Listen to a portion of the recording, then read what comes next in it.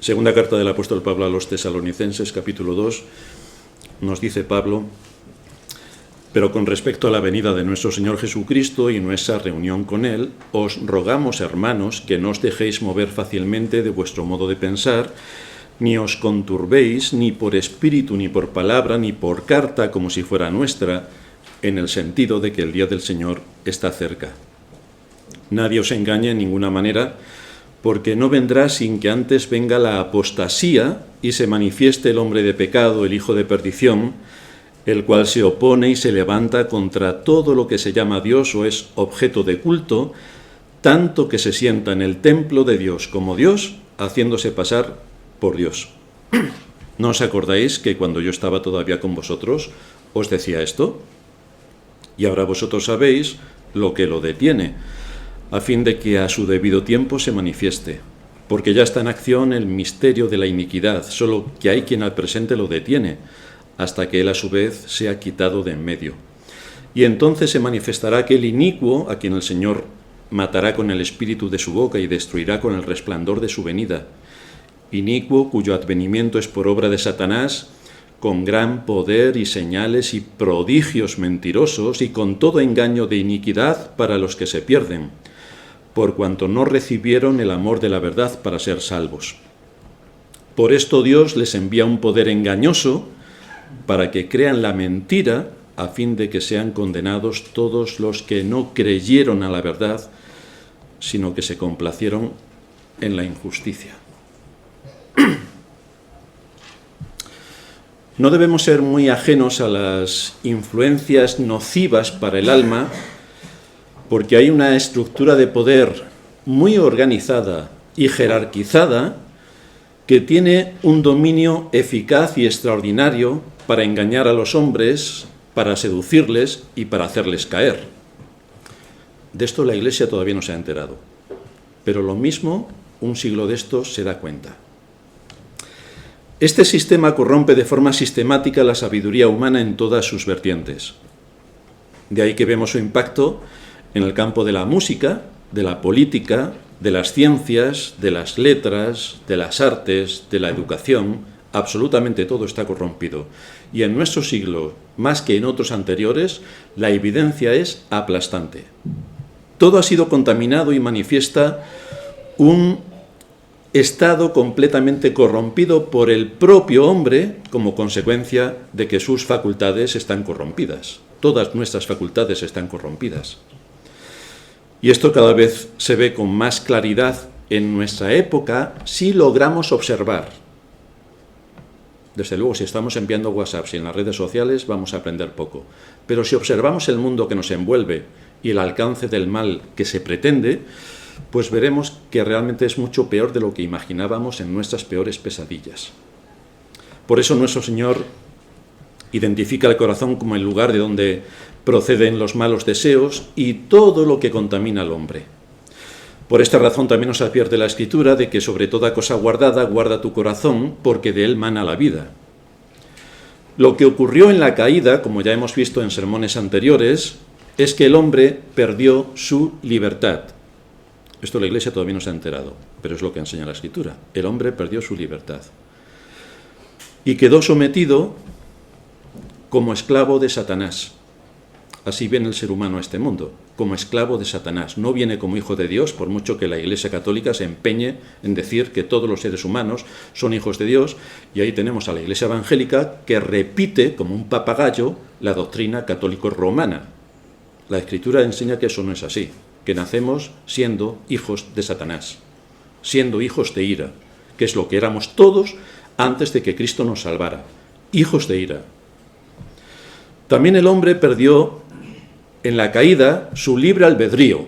Hombre, libre albedrío, del que tanto presume nuestra generación. El hombre no tiene libre albedrío para decidir sobre su fundamento eterno. No tiene libre albedrío para venir a este mundo. O a ti te lo han preguntado, si quieres venir a este mundo y si quieres nacer en la familia que has nacido, en la época en la que has nacido, en el país en el que has nacido, y si quieres ser hombre o mujer, o hombro o mujero. ¿Te ha preguntado alguien eso? Simplemente has nacido por la voluntad soberana de Dios. Por lo tanto, el libre albedrío se acabó con la caída, se acabó. Esto es lo que enseña la Escritura también. El hombre nace siendo condenado por la ley, porque Adán, nuestro primer padre, transgredió con su desobediencia la ley de Dios. Por lo tanto, la ley ya nada más nacer, o mejor dicho, nada más ser concebidos, nos condena directamente por ser hijos de quien somos. Heredamos su naturaleza corrupta y todo lo que Adán acabó siendo después de la caída. Y el hombre también perdió su vida espiritual, porque nace espiritualmente muerto. Esto la Iglesia tampoco lo sabe. Hasta ahí de perdida está. Pero tal y como enseña la Escritura, nos dice que estamos muertos en nuestros delitos y pecados. ¡Muertos! No sé si alguien tiene que ir a la Sorbona para estudiar lo que significa muerto, pero la Escritura lo anuncia con bastante claridad. Bien, pues todo esto lo niega la cristiandad en nuestros días y la evangélica en particular. Por otra parte, las características que trae cualquier ser humano cuando viene a este mundo, desde el mismo momento de su concepción, son pecados naturales que ya vienen integrados en nuestra naturaleza, como es el orgullo y como es el egoísmo y como es no creerse, la incredulidad, no creerse nada de lo que Dios dice. El hecho es que el hombre quiere ser como Dios. Seréis como Dios, fue la tentación de Satanás a Eva. Seréis como Dios. El día que os rebeléis, seréis como Dios. El hombre quiere quitar a Dios de su trono. De ahí que niegue su existencia. Tú le preguntas a cualquiera en nuestra época, sobre todo en la civilización occidental tan adelantada como estamos, le preguntas a cualquiera quién va a creer en Dios, si esto es un cuento de niños. Nadie puede creer en Dios que tenga un poco de mente. De ahí que se niegue su existencia, como decía, se niegue, por supuesto, su palabra. ¿Para qué necesitamos la Biblia con un libro tan antiguo que lo escribieron 67 autores distintos? Porque tiene 67 libros. En otras épocas, esto no hay quien se lo crea. Por supuesto, niegan la creación, porque ¿quién no va a estar más de acuerdo en que venimos del mono que no que un Dios soberano y eterno nos haya creado? Mejor nos quedamos con el mono. Desde luego, se niega también la eficacia y la firmeza de cada uno de los 10 mandamientos, a los que se ataca sin piedad desde todos los ámbitos del mundo en el que vivimos.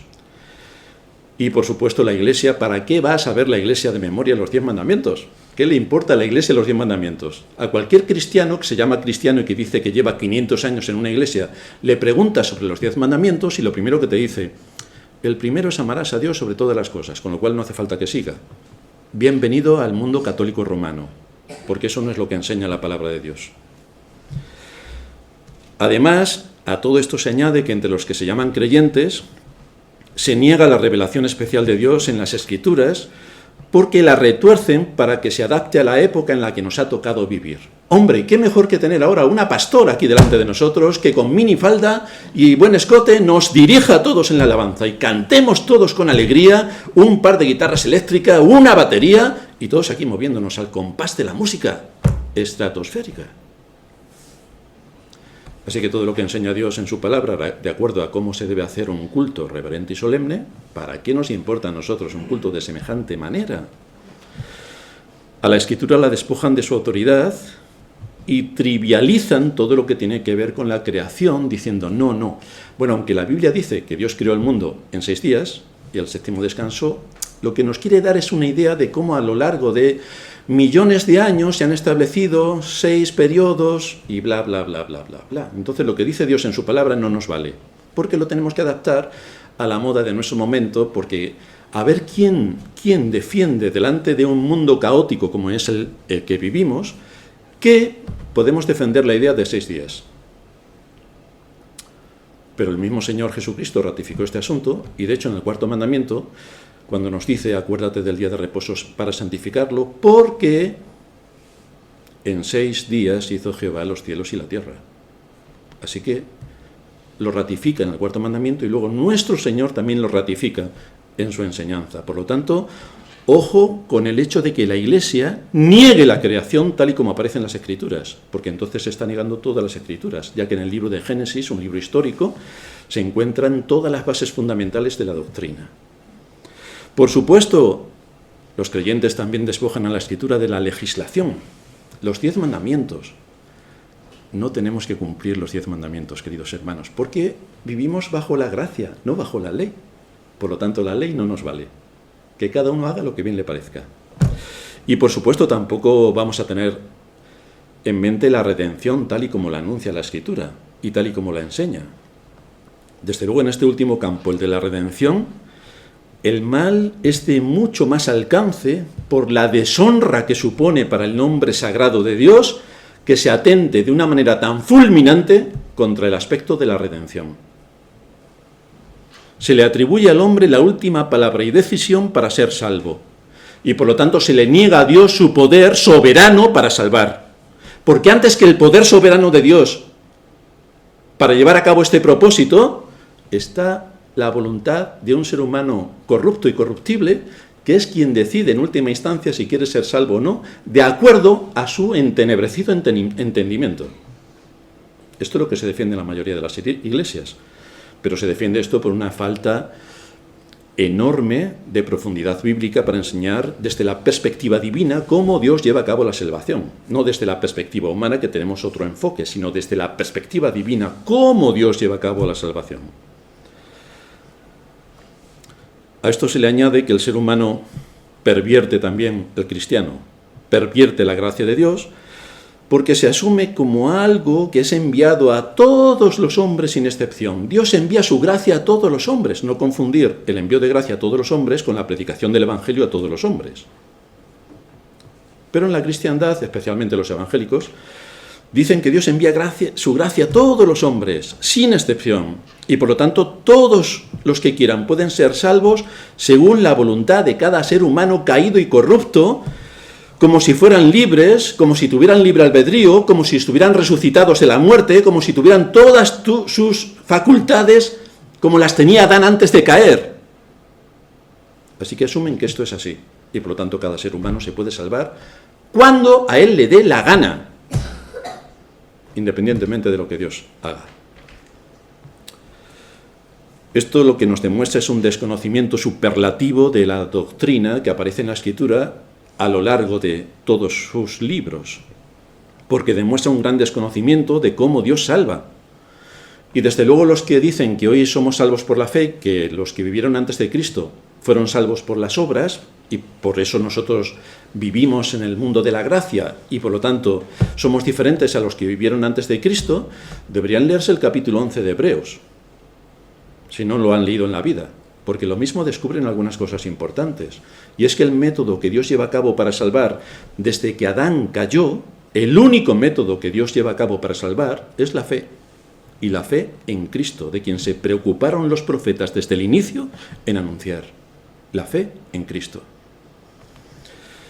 Si por una parte vemos cómo la caída ha afectado al conocimiento y a las fuentes de la sabiduría del hombre, el otro arma que Satanás utiliza con un propósito completamente perverso es atacar frontalmente al Evangelio y, por supuesto, a las iglesias, que dicen ser cristianas.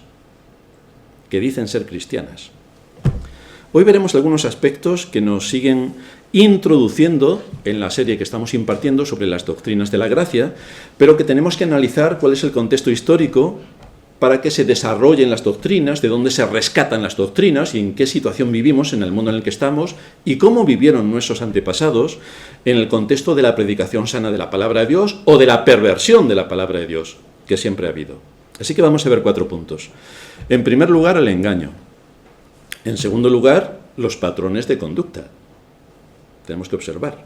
En tercer lugar, el contagio. Y en cuarto lugar, la apostasía.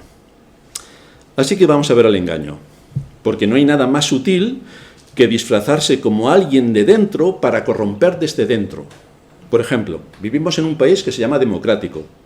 No me voy a reír porque me da vergüenza, pero es para partirse de risa. Si esto es democracia, yo soy marciano. Pero esto ocurre también en la Iglesia. El texto que leíamos en la segunda carta a los tesalonicenses nos dice en el capítulo 2, versículo 4, que se opone y se levanta contra todo lo que se llama Dios o es objeto de culto. Aquí empieza el ataque. ¿Y cómo lleva a cabo este ataque? ¿Es que persigue a los cristianos como hacían los romanos y entonces viene, aparte de las 10 persecuciones que hubo, viene la número 11 y entonces vamos a ser perseguidos? ¿O cómo va a ser llevado a cabo este ataque? Tiene algo que ver con estrategias militares para acabar con nosotros, y ahora que estamos todos reunidos, entran aquí los soldados con espadas y lanzas, claro, porque es lo que tenemos en la mente, y nos matan a todos nosotros, nos degüellan, nos cortan los brazos. ¿Cuál es el ataque que se puede llevar a cabo para acabar con el cristianismo? El texto nos lo dice.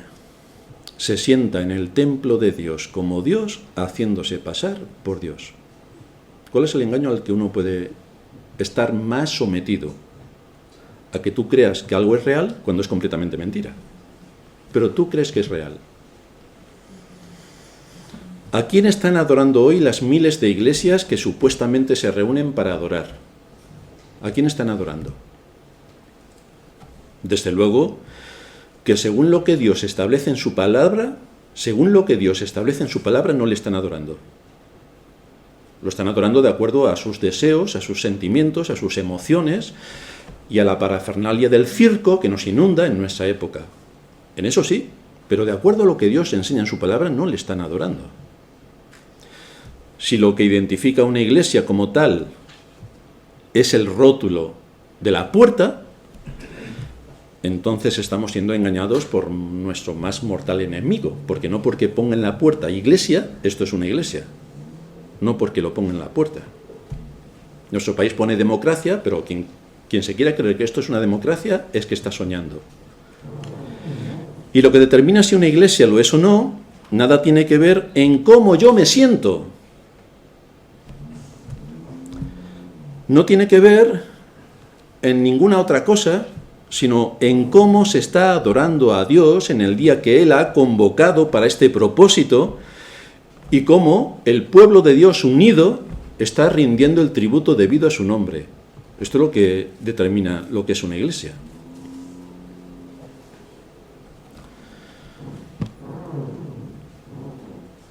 Mucho nos tememos que el engaño dentro de la iglesia cristiana, que se llama evangélica, porque me voy a referir a ellos, está servido. Satanás es el príncipe de este mundo, como anuncia la Escritura. No siempre provoca persecuciones sangrientas, porque su más sutil engaño es, en el mundo en el que vivimos, lleno de ateos, de gente que reniega de Dios, es pasar inadvertido. Le preguntas a cualquiera, no cree en Dios, imagínate si va a creer en Satanás. Pasa inadvertido por completo, como si no existiera.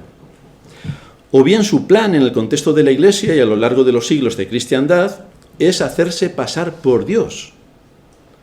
De manera que todos crean que están adorando a Dios, cuando en realidad están blasfemando contra Dios y están adorando a los demonios. Esto es sorprendente, pero ¿cómo la Iglesia cristiana puede estar adorando a los demonios? Vamos a ver lo que nos dicen las Escrituras. Y empezamos en Deuteronomio 32, 17. Porque son bastante contundentes con este asunto. El mismo Señor dijo que quien no está conmigo está contra mí. No caben las cosas medianas. Dice la Escritura en Deuteronomio 32, 17, sacrificaron a los demonios y no a Dios. A dioses que no habían conocido, a nuevos dioses venidos de cerca, que no habían temido sus padres. Así que aquí encontramos una adoración que para ellos era correcta. El texto que leíamos en la introducción del segundo libro de Crónicas nos está hablando de esto, pero si estaban ellos mismos pronunciando el nombre de Jehová. 400 profetas estaban profetizando, convocando a Jehová para que les dirigiera en la batalla y le estaba dando la victoria en la batalla y mencionando continuamente el nombre de Jehová. Y resulta que todos eran falsos. Así que se puede hablar mucho de Jehová, y de citar las Escrituras y ser un apóstata extraordinario. Libro segundo de Crónicas, capítulo 11, versículo 15, nos dice que Jeroboam designó sus propios sacerdotes cuando se divide el reino, el sur y el norte. Jeroboam, el rey del norte, designó sus propios sacerdotes para los lugares altos y para los demonios y para los becerros que había hecho. De manera que toda la adoración que se estaba llevando a cabo en Israel, que ya hemos dicho hasta la saciedad que era apóstata e idólatra, todos sus cultos eran para los demonios. Para los demonios. Porque no estaban adorando a Dios. Entonces, si no adoras a Dios, ¿a quién adoras?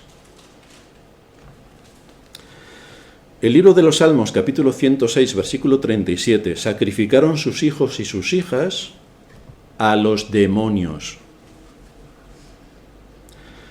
Lo más impactante que ocurrió en Israel es que acabaron sacrificando a sus propios hijos como lo hacían los países vecinos. Los países vecinos sí que sacrificaban a sus hijos.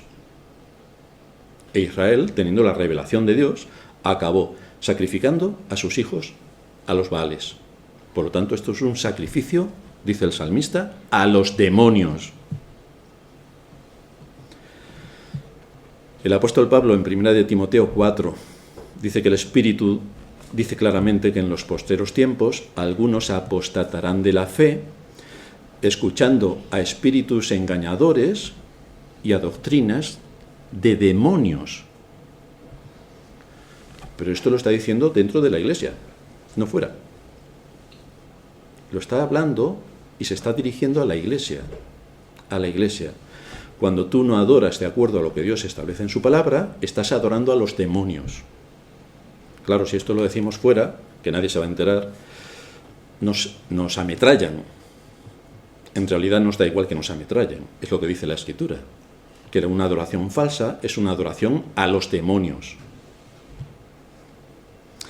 La secuencia de la iglesia de hoy es exactamente la misma que la que le ocurrió a Israel.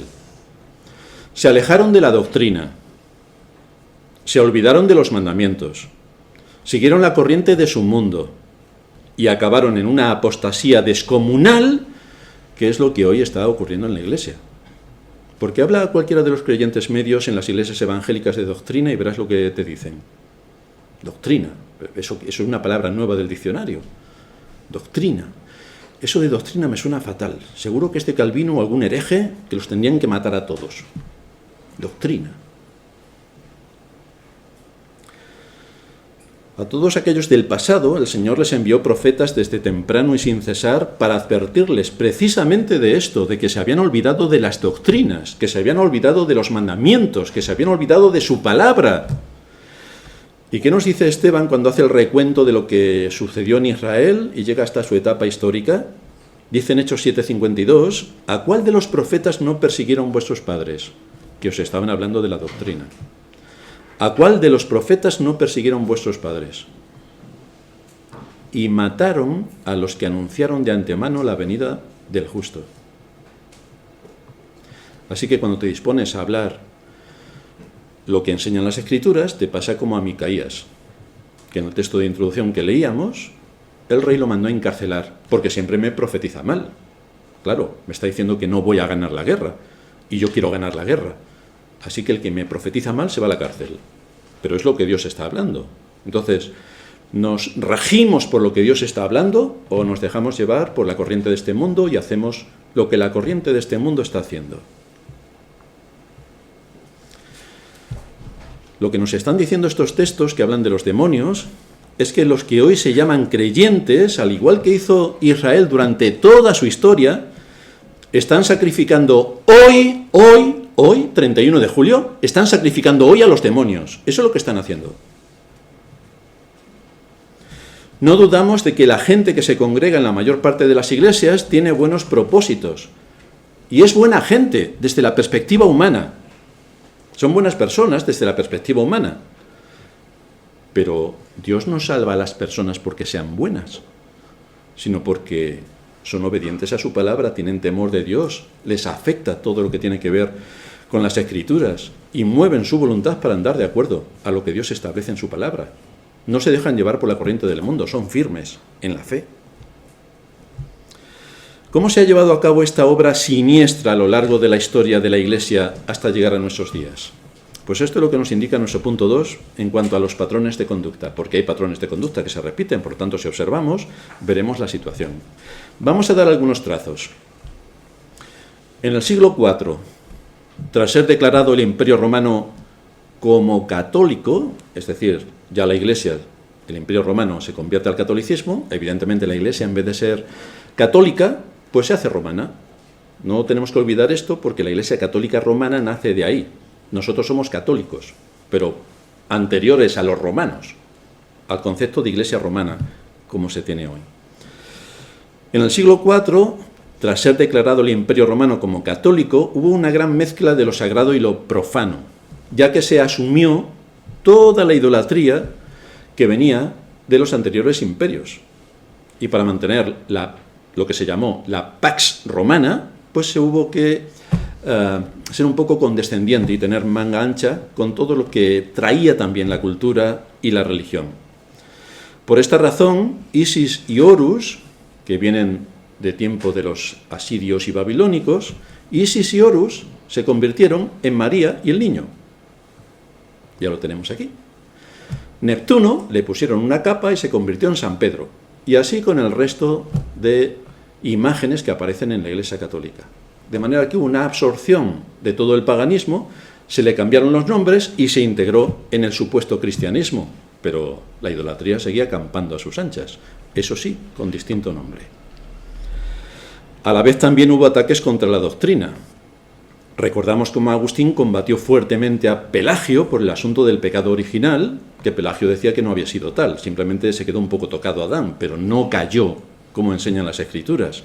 Y por supuesto otro de los ataques fundamentales fue contra la doctrina de la gracia, que es imprescindible para la salvación. Por gracia sois salvos, por medio de la fe. Y esto no es de vosotros, dice Pablo, no es de vosotros, es un don de Dios, no es de vosotros.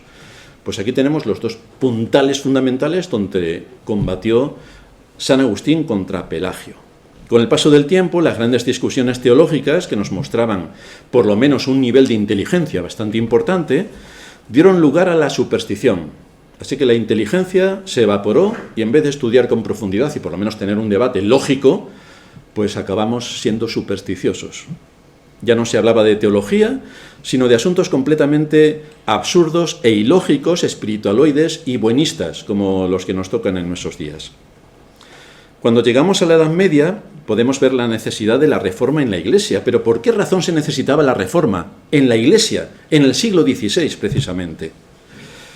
La estructura teológica y doctrinal de la religión católica original, de la cual, repito, somos descendientes, se desvió para hacerse católica romana, dejando detrás de sí todos los principios doctrinales y los distintivos que han regido a la verdadera Iglesia. Y se alejaron completamente de su obediencia a la palabra de Dios, que es quien establece lo que debemos creer y practicar. Pero ya durante los siglos anteriores a la Reforma, la Iglesia estaba rendida a la idolatría de los babilónicos, de los griegos y de los romanos. Por esa razón, repito, la Iglesia se llamó católica romana. Esto fue motivado por la caída del Imperio Romano de Occidente en el año 476, cuya estructura tomó para sí misma la Iglesia. Es decir, todo lo que dejó vacío el imperio, el obispo de Roma, para eso estaba, se inmiscuyó en todos los canales del imperio y tomó para sí todas las facultades que el imperio había dejado vacío. Pero en la Edad Media ya se había inventado la doctrina del purgatorio para vender indulgencias y obtener ingresos importantes para edificar la Basílica de San Pedro, entre otras cosas, y saldar algunas deudas que tenía el Estado Vaticano, porque como todos sabéis, todos somos hijos de Dios, que dice la Iglesia Católica, así que como todos somos Hacienda, todos tenemos que pagar. Pues esto es lo que decía la Iglesia Católica hace muchos siglos.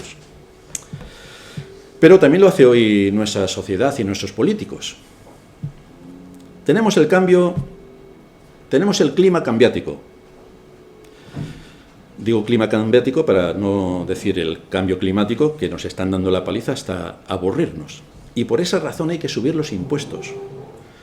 Pero yo no sé si nosotros afectamos mucho al clima cambiático para que suba no sé cuántos grados en 3 o 4 meses. No sé yo si nosotros hacemos algo. Ahora, lo que sí hacemos es pagar impuestos. Esto sí. Luego también hay que poner impuestos por muchos desechos plásticos que se tiran a los mares. Yo no sé quién los tira, pero nosotros no. ¿Pero quién paga los impuestos, queridos niños? Vosotros. Luego también lanzamos a la atmósfera una cantidad ingente de CO2 y tenemos que pagar impuestos. ¿Alguno de vosotros lanza a la atmósfera CO2? No, pero pagáis impuestos. ¿Veis? Esto es exactamente lo que hacía la Iglesia Católica con el purgatorio. Ya veis que los políticos de nuestros días solamente tienen que estudiar la historia y ver patrones de conducta, especialmente en la Iglesia Católica Romana, y tienen una cantidad de argumentos para saquear que preparaos, que el infierno va a empezar aquí dentro de poco. Pero esto es copiazo total de la Iglesia Católica, impuestos por todo. De la misma manera que la clase dirigente de Israel corrompió completamente la adoración y adoraban a los ídolos, como nos dice el libro segundo de Crónicas, la Iglesia Católica se corrompió degenerando en lo que ya hace muchos siglos es una iglesia idólatra y apóstata. Pero la Iglesia evangélica de hoy olvida todo lo que es en su esencia, que surgió de la Reforma. Eso lo anula por completo, como si la Reforma no hubiera existido. Estamos aquí por generación espontánea, porque somos muy inteligentes y nos llamamos evangélicos porque queremos, pero olvidan cuáles fueron sus padres, cuáles fueron sus orígenes, por qué se dieron los orígenes que se dieron y cuáles son las doctrinas que desbarataron por completo a la Iglesia Católica romana. Fue ese escandaloso tráfico de influencias lo que movió a Lutero a escribir sus 95 tesis y clavarla en la puerta de la iglesia del castillo de Wittenberg, y aquello asoló Europa en poco tiempo para saber esto de las indulgencias y de que tú des dinero y el alma de tu difunto pasa del purgatorio al cielo. ¿Esto cuál es el sustento bíblico? ¿Cómo funciona? ¿Cuál es la estructura? ¿Cómo está jerarquizado? ¿Qué es lo que hay detrás de todo esto? Así que todo fue una convulsión para rescatar las doctrinas que ya San Agustín había combatido contra Pelagio, quien fue declarado hereje él y sus doctrinas, y volver a sacar a la luz las doctrinas reformadas, que simplemente fue un resurgir, un rescate de las doctrinas que en el siglo IV San Agustín había defendido con tanto empeño. La Reforma triunfó y las bases doctrinales volvieron a estar en su lugar, pero no por mucho tiempo. Satanás, que es astuto, desde luego no se rindió ante esta muestra de valentía para poner el nombre de Dios en el lugar que le corresponde, porque su trabajo más incisivo es destronar a Dios, cuestionar su autoridad, derribar su poder y seguir con la tentación que en el inicio ya cometió contra Eva. Una vez puesta en marcha la Reforma, surgieron, como ya comentamos en nuestro último sermón, nuevos enemigos desde dentro. Jacobo Arminio, que redactó 5 puntos para acabar con la doctrina reformada, y a este ataque le respondieron los reformados con los 5 puntos que hoy conocemos como calvinistas y que son los que van a formar y forman parte de esta serie que estamos impartiendo. Pero la Iglesia de Roma ya tenía dentro la bestia que la hizo llegar a lo más profundo de su iniquidad. ¿Se expuso la Iglesia de Roma a un estudio profundo y riguroso de las Escrituras? La respuesta es que no. Más bien prohibió las Escrituras, las prohibió. ¿Se expone hoy la Iglesia evangélica a un estudio riguroso y profundo de las Escrituras? Bueno, por lo menos las cita. Y ya la gente piensa, bueno, como se citan las Escrituras y voy a la iglesia y leen un versículo, pues entonces es que estoy en una verdadera iglesia. ¿Sabéis cómo tentó Satanás al Señor? ¿Lo hizo con la obra de Homero, de la Ilíada y la Odisea? ¿O con qué obra lo tentó? Lo tentó con las Escrituras. Con las Escrituras. De manera que si no tenemos discernimiento y no somos diestros en el uso de las Escrituras, le podemos hacer decir lo que queramos. Por eso hay que estudiarlas con rigor y profundidad, y todo tiene que encajar perfectamente para saber que nuestra comprensión y nuestra interpretación es la correcta. Si no encaja, está mal interpretado. ¿A la Iglesia Católica esto le importa algo? Evidentemente no. ¿Y a la Iglesia Evangélica? Pues evidentemente tampoco.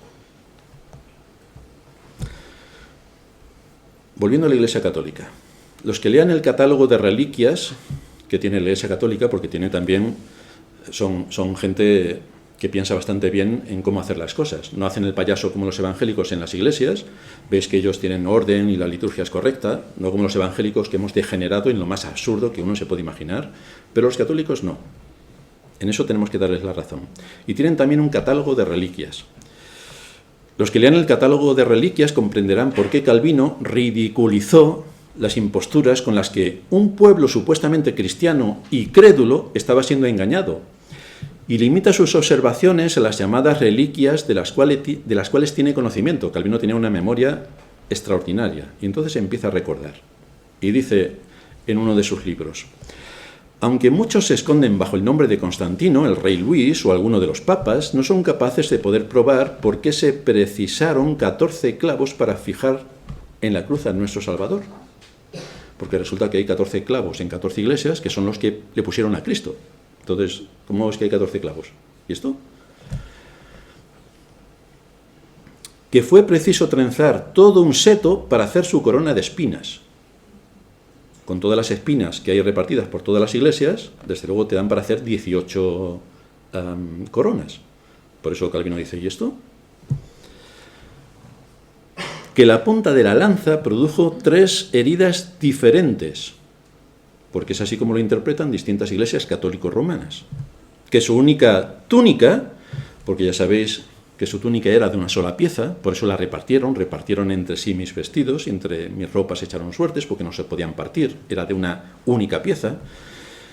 Su única túnica, se multiplicó de tal forma que se convirtió en 3, porque la tienen en 3 sitios distintos.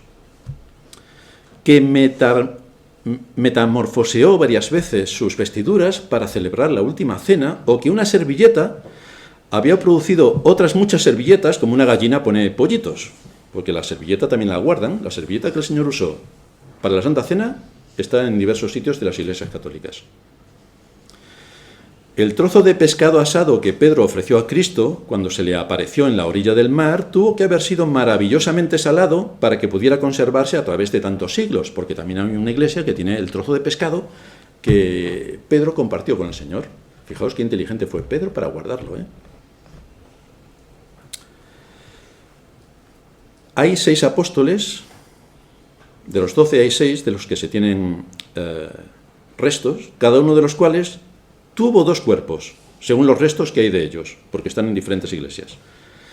Pero Matías, sin embargo, sobrepasa a todos los demás, porque tiene un segundo cuerpo en Roma, en la iglesia de Santa María la Mayor, y un tercero en Tréveris.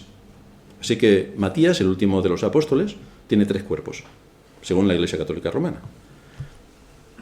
Además tiene otra cabeza y otro brazo separado. El cuerpo de un santo católico llamado Sebastián, que nació en el año 256, se multiplicó en 4 cuerpos, uno de los cuales está en Roma, en la iglesia de San Lorenzo, un segundo en Sisones, un tercero en Pligium, en Bretaña, y el cuarto en las proximidades de Narbona, que es el lugar de su nacimiento. Por añadidura tiene 2 cabezas, una en Roma, en la iglesia de San Pedro, y otra en Tolosa, en posesión de los dominicos. Ambas cabezas, sin embargo, están vacías, si hay que dar crédito a los franciscanos de Angers, quienes declaran que ellos tienen el cerebro, y así sucesivamente con toda la retahíla que tienen de las reliquias, a las cuales adoran. Bueno, si estamos en una iglesia así, más vale que salgamos corriendo. Pero tú le cuentas todo esto a un católico y dicen, bueno, no pasa nada. Es decir, aquí estamos blasfemando contra todo y culto a las reliquias, y aquí no pasa nada.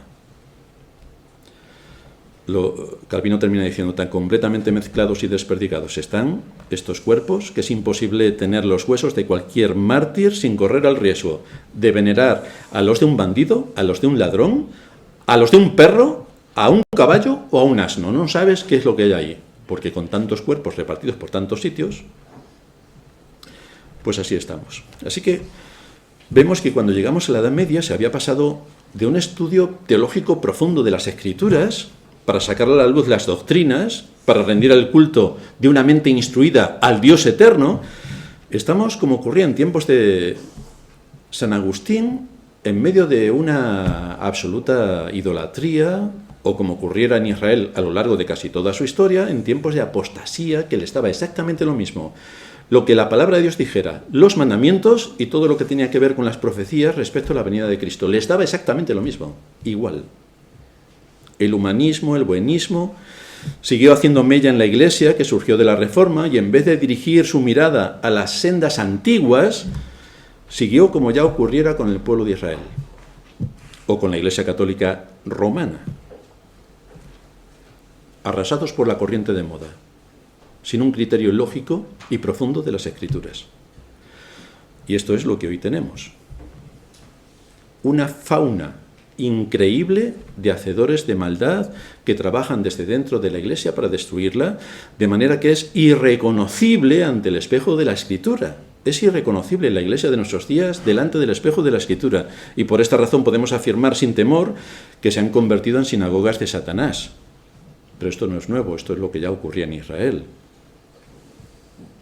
Tienen multitud de pastores que les cuentan, ahora os contaré una historia, que les cuentan multitud de maravillas. Pero esto nos asemeja al texto del libro segundo de Crónicas, capítulo 18. Jehová preguntó: ¿quién inducirá a Acab, rey de Israel, para que suba y caiga en Ramot de Galaad? Y uno decía así y otro decía de otra manera. Entonces salió un espíritu que se puso delante de Jehová y dijo: yo le induciré. Y Jehová le dijo: ¿de qué modo? Y él dijo: saldré y seré espíritu de mentira en la boca de todos sus profetas. Y Jehová dijo: tú le inducirás y lo lograrás. Anda y hazlo así. Y lo que leíamos en el texto de Pablo en 2 de Tesalonicenses 2 es que Dios envía un espíritu engañoso para que, ya que no quieren creer a la verdad, crean a la mentira. Es decir, tenemos la palabra de Dios que hay que estudiar con rigor y con profundidad, y no queréis escucharla, pues vais a escuchar la mentira. Y así tenemos a las miles de iglesias que hoy se congregan escuchando la mentira. Este es nuestro tercer punto, el contagio. Entre otras de las muchas blasfemias y herejías que hoy se producen en las iglesias evangélicas, ya de la católica no hablar porque esto es herejía en estado puro, pero las evangélicas, que se las dan de muy saludables, son herejes en grado superlativo. Ellos no lo saben, pero lo son. Esta semana encontré una oración que hacía un supuesto pastor delante de una enorme iglesia, con miles de seguidores en las redes, que corriendo de un lado al otro del escenario, en medio de una música estridente, con cantantes que a la vez cantaban y él chillando con el micrófono, esto también con juegos de luces, con muchos colores, vamos, que parecía un circo, le faltaba solamente el payaso, pero seguro que si se pinta la cara lo logra. Tenía todos los recursos para ello. Y él decía en su oración, corriendo, como digo, de un lado al otro del escenario y gritando despavoridamente, que parecía que le perseguía por lo menos una pulga.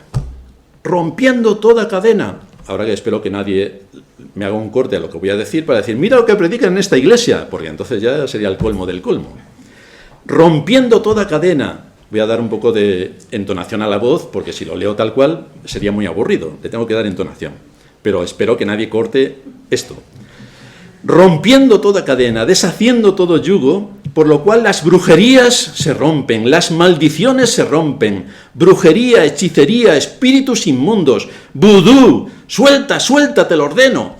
Yo no sé qué asistentes puede tener en su iglesia, pero parece ser, por lo que él dice, que deben estar todos posesos por Satanás. Porque, vamos, yo jamás en un sermón se me ocurriría decir algo semejante, porque entiendo que tengo personas normales. Pero si este hombre hace este énfasis, seguramente, mejor dicho, con total seguridad que está en un ambiente adecuado. Espíritu de hechicería, esquizofrenia, sé libre, sal de esa vida, te lo ordeno, dolor de pecho, ligaduras, libre de las drogas, del alcohol. Y entonces se pone a invocar al Espíritu Santo para que lo haga.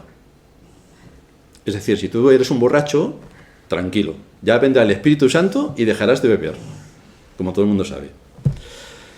Oramos por cada enfermedad, pido que el Espíritu Santo sane el cuerpo, el corazón, la mente, sanidades físicas, por el cáncer, la leucemia, sida, enfermedades incurables, diabetes, que venga el Espíritu Santo y les sane, cálculos renales, de la vesícula, desintegra todo cálculo, le ordeno al cuerpo, imagínate, se parece a Pedro Sánchez, le ordeno al cuerpo que desintegre todo cálculo.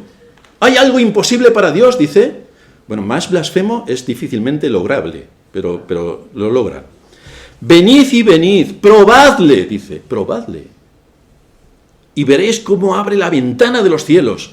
Oro por problemas cardíacos, páncreas, úlceras, vías respiratorias, asma, sinusitis, problemas de pulmón, de vista, ceguera parcial o total. Espíritu de Dios, glorifica tu nombre, sordera parcial o total. Y sigue así ya hasta el aburrimiento, que ya lo corté porque ya estaba harto de escuchar memeces.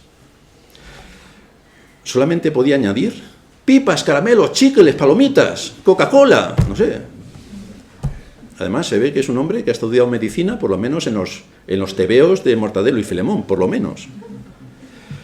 En fin, lo único que me recordó es a Tezel. Tezel era el monje que iba por las ciudades diciéndole a la gente: pon tu moneda de oro en el cofre, porque en el mismo momento que la moneda toque el fondo, el alma de tu difunto pasa del purgatorio al cielo. Todo arreglado. Así que aquí, luego no te olvides cuando salgas de la iglesia, de esta iglesia, de poner la ofrenda, ¿eh?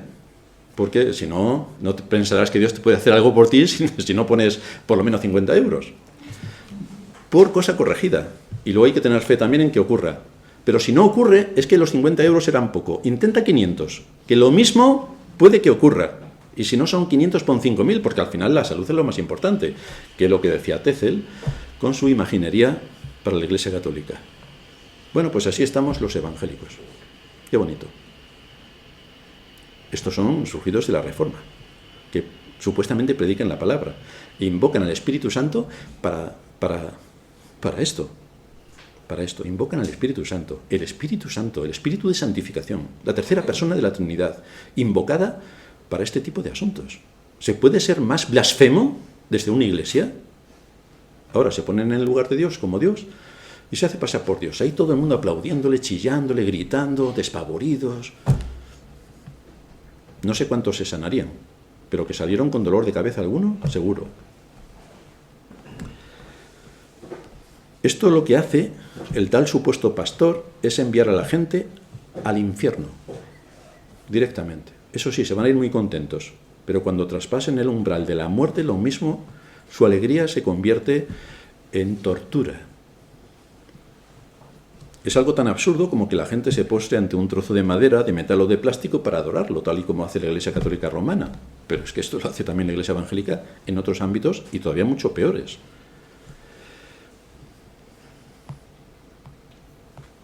Y esto nos lleva a nuestro cuarto punto, la apostasía. Dice Pablo, que no os dejéis mover fácilmente de vuestro modo de pensar, ni os conturbéis ni por espíritu, ni por palabra, ni por carta, como si fuera nuestra, en el sentido de que el día del Señor está cerca. No olvidéis esto, porque esto tiene consecuencias. La razón por la cual los lectores no deberían dejarse engañar y alarmar es a las que Pablo les está exhortando, los lectores de la iglesia en Tesalónica, y por supuesto a nosotros. Pablo está afirmando que el día en el que el Señor regrese será precedido de una gran apostasía. Es decir, que los que se llaman cristianos y dicen que son cristianos y asisten a iglesias supuestamente cristianas, lo que hacen realmente es estar renegando de la fe. Estar renegando de la fe. Estarán rebelándose contra la palabra de Dios, contra sus mandamientos y contra los principios que se emanan de las Escrituras. Esta es la apostasía de la que Pablo está hablando y que es previa a la venida de Cristo. Que tú estarás en una iglesia suponiendo que sea una iglesia y resulta que aquello no es una iglesia, es una sinagoga de Satanás donde se adoran a los demonios, como ocurre en esta iglesia que acabo de citar. Allí no se adora a Dios, se adora a los demonios. Esta apostasía ya había sido predicha por el Señor en Mateo 24:10. Muchos tropezarán entonces y se entregarán unos a otros y unos a otros se aborrecerán. Y muchos falsos profetas se levantarán y engañarán a muchos. ¡Muchos!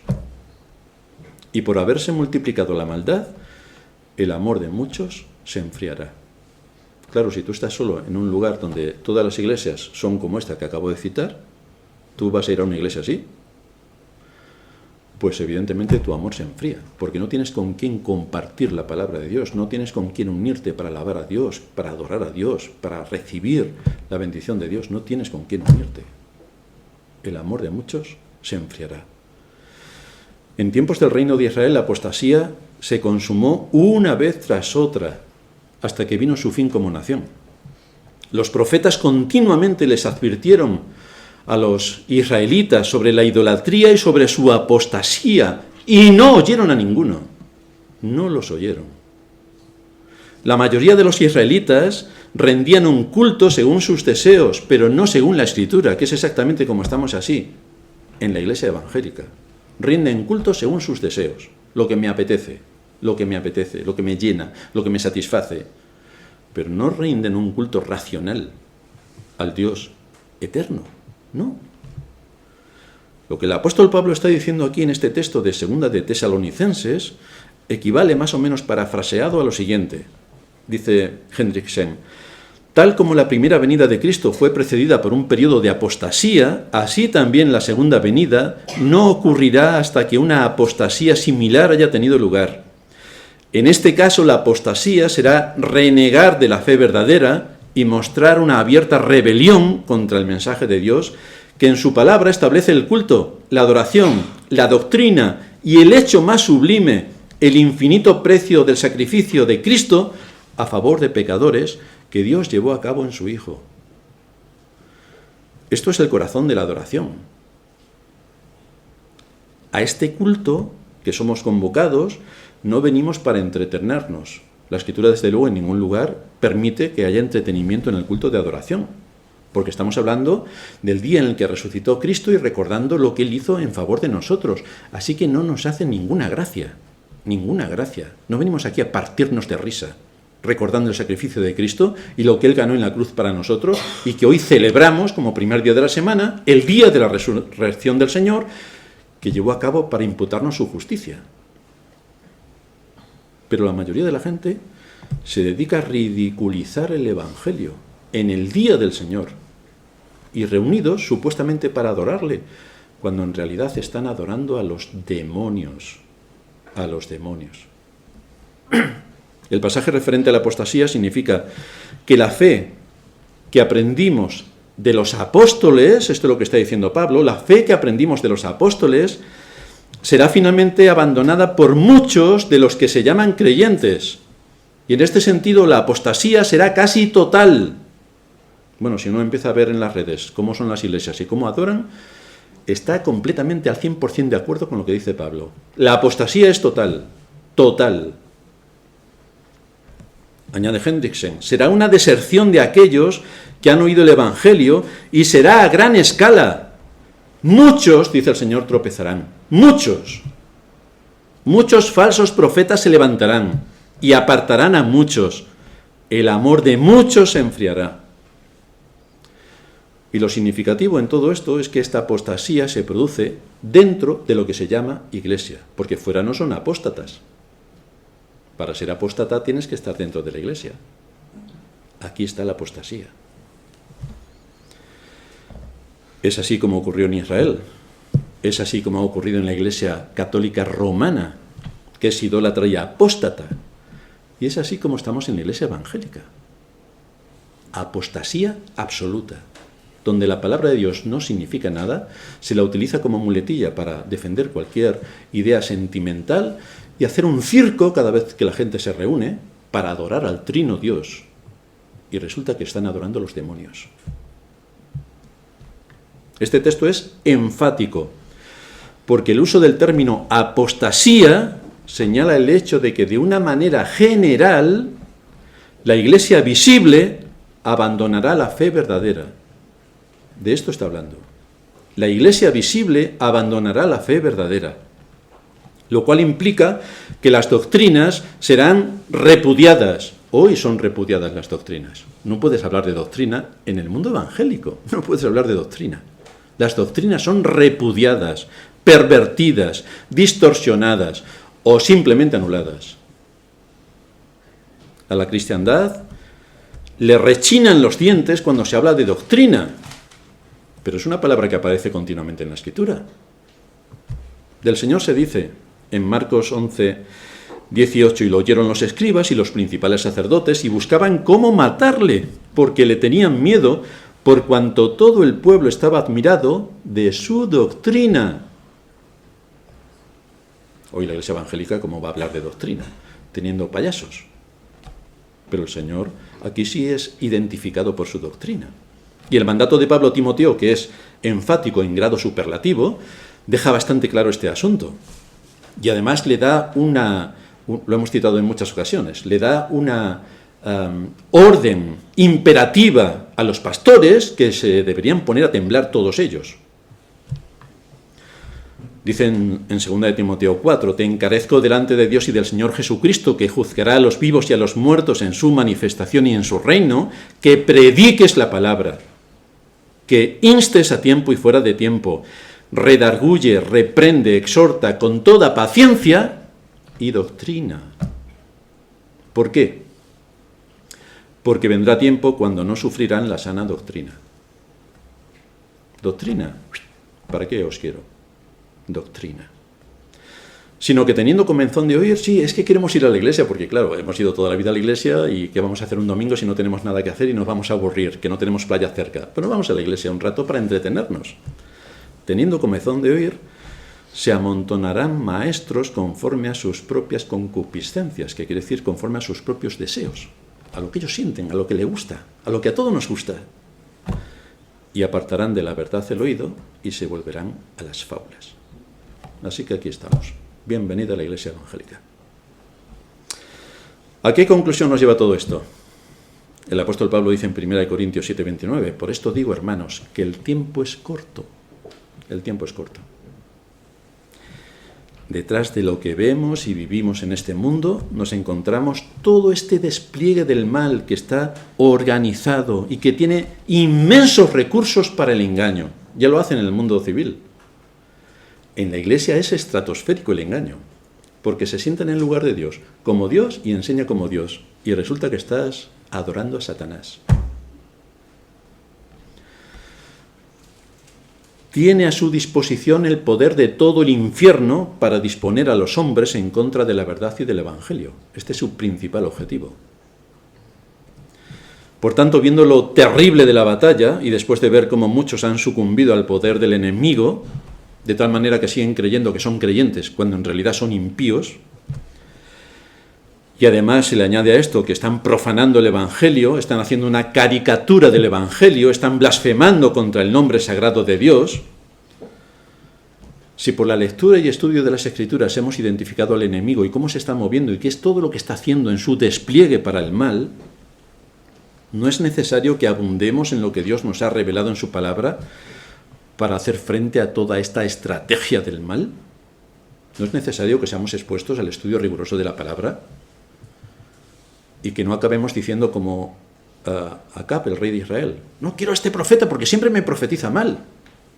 Pero te profetiza simplemente lo que la palabra de Dios dice. Cuando nos ponemos delante de la palabra de Dios y el predicador o el pastor abre las Escrituras y aquello afecta a mi corazón y a mi conciencia, dale gracias, porque es para corregirte. No digas como Acab, como siempre me profetiza mal, me voy de esta iglesia, no aparezco más. Oh, este pastor siempre está... Y empiezan a rechinar los dientes, muchos se han ido ya. Pues que se vayan. Pero aquí somos rigurosos con la palabra. Esperamos que el Señor nos exhorte con su palabra. Y esperamos ser corregidos con la palabra. Estas huestes de maldad están reclutando un ejército por todas las naciones para oponerse a Cristo, para pelear contra Cristo, para derribar el Evangelio y para acabar con los santos. Vete a hablar alguna de las cosas que aquí hablamos a otro tipo de iglesias y verás cómo te tratan. Te dirán de todo menos guapo. Estamos en medio de una batalla terrible por la fe. La fe, dice la Escritura, dada una vez a los santos. Estamos en una batalla terrible. Esta batalla es tan sutil que la cristiandad no se está dando cuenta de su alcance. Pero el engaño es terrorífico y además es mortal. Además es mortal. Porque están apartando a las gentes de la verdadera fe que lleva a Cristo para llevarlas a través de los sentimientos y las emociones a otro Cristo que no es el de las Escrituras. Debemos suplicar a Dios cada día que nos dé discernimiento para poder identificar el mal, que nos dé fuerzas para la batalla, que nos aliente por medio de su palabra, que nos una como ejército, que nos cuide como iglesia, que nos dé las fuerzas para que no nos dejemos atemorizar ni por el encantamiento social que despliega todas sus redes para manipular las mentes y las conciencias y corromper y cauterizar las conciencias de nuestros hijos, lo cual es vomitivo, ni tampoco todo lo que se desenvuelve en el mundo de la mal llamada ciencia, en la política, a nivel social, que podamos tener las armas y los argumentos para defendernos de este ataque brutal del mal contra el sentido común y especialmente contra las Escrituras. Pero tenemos que tener argumentos, tenemos que tener armas para defendernos en tan inmensa batalla. Necesitamos la palabra de Cristo para alentar nuestro corazón. Necesitamos asirnos de Cristo. Necesitamos que se nos predique de Cristo. Necesitamos saber nuestros recursos. Necesitamos saber nuestras promesas. Necesitamos conocer nuestras doctrinas. Porque todo esto nos arma. Todo esto nos aporta recursos para hacer frente al mal que por todos los lados nos invade. Esto nos debe llevar a que tomemos aliento. No hemos perdido la batalla. Porque el libro de Apocalipsis termina con que ganamos. Así que ganamos. Pero la batalla es la batalla. Vamos a estar en medio de la batalla hasta que partamos de este mundo o que el Señor vuelva. Esta es la batalla. Pero al final ganamos. Al final tenemos nuestra morada en los cielos. Así que no olvidemos nuestra posición con la esperanza que Cristo pone delante de nosotros. Le dice Pablo a Tito en el capítulo 2, versículo 13, aguardando la esperanza bienaventurada y la manifestación gloriosa de nuestro gran Dios y Salvador Jesucristo. Eso esperamos. Mientras tanto vamos a sufrir un poco, pero es temporal, no va a durar mucho. Y luego tenemos la eternidad por delante, que Cristo ganó para nosotros. Terminamos en oración. Gracias te damos, Señor, por darnos tu palabra y por exponernos a todo el alcance del mal y cómo se mueve en este mundo, especialmente dentro de la Iglesia, de la que uno podría esperar que fuera luz para el mundo en el que vivimos, cuando resulta que precisamente es la que produce mayor oscuridad. Por eso te suplicamos que nos sigas dando de tu palabra, que nos capacites para seguir defendiendo la fe con argumentos bíblicos, lógicos y convincentes, que estemos firmemente apoyados en la doctrina y que podamos combatir contra todos los enemigos del alma que desde todos los ámbitos luchan para quitarte a ti del trono que representas, tanto en este mundo como en el corazón de tu pueblo. Así que te suplicamos tu ayuda, tu dirección, suplicamos que nos sigas asistiendo por medio de tu palabra y de tu espíritu y que nos des ánimo en medio de la batalla y consuelo en medio de la aflicción. En Cristo Jesús, nuestro Señor, te lo pedimos. Amén.